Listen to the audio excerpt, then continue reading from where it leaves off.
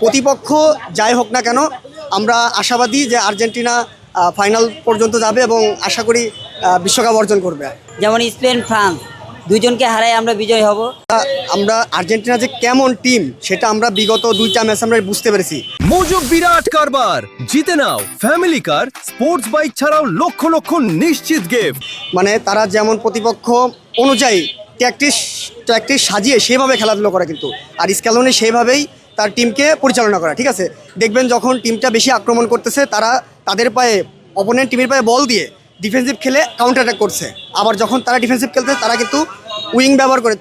Argentina কিন্তু মূলত centre wise team, মেসিকে কেন্দ্র করে খেলে, কিন্তু যখন টিম ওই ট্যাকটিস কাজ করে না তখন কিন্তু দুই উইং বরাবর খেলে। এটা আমরা বুঝতে পেরেছি। এখন প্রতিপক্ষ যাই হোক না কেন আমরা আশাবাদী যে আর্জেন্টিনা ফাইনাল পর্যন্ত যাবে এবং আশা করি বিশ্বকাপ অর্জন করবে। আমরা মনে করি যে যেই আসুক, যেমন স্পেন ফ্রান্স দুইজনকে হারাই আমরা বিজয় হব।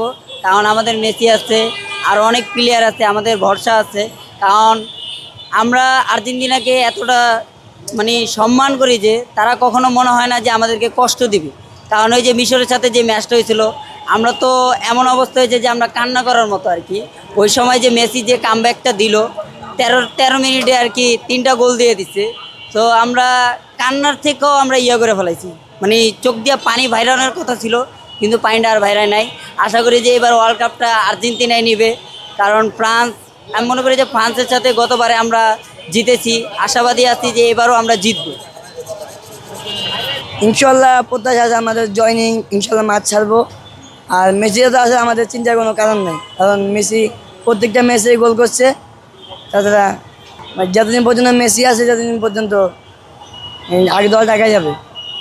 সহজ দল তো কোয়ালিফাই করে বিশ্বকাপে খেলা লাগে, এমনি এমনি তো আর বিশ্বকাপে চান্স পায় না, কোয়ালিফাই করে চান্স পাওয়া লাগে। আপনার ইতালির মতো দল চারবারের চ্যাম্পিয়ন পায় না, তারা 4বারের চ্যাম্পিয়ন হইয়া তারা বিশ্বকাপে চান্স পায় না। মিশরের সাথে ম্যাচে প্রায় হারবে ভাব, এমন সময় মেসির গোলে সমতায় আসলো, তারপরে জিতলো। কেমন লাগছে? ওইটা অবশ্যই ভালো লাগবে, কারণ 13 মিনিটে কাম ব্যাক করে আমরা আশা করছিলাম।